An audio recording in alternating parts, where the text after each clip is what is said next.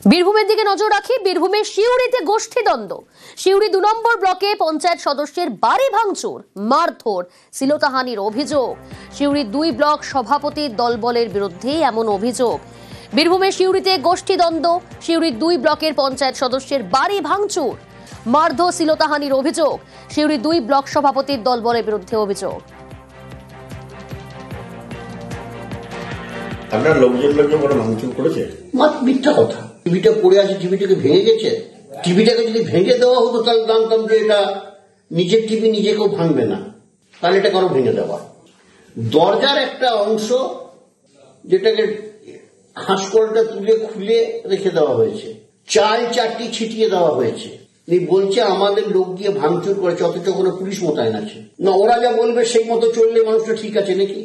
সেই জন্য আমি সবাইকে অনুরোধ করব, উত্তেজনা ছড়াবে এমন কোনো কথা বা এমন কাজ যেন না হয়। টোটালি এটা বন্ধ করা দরকার।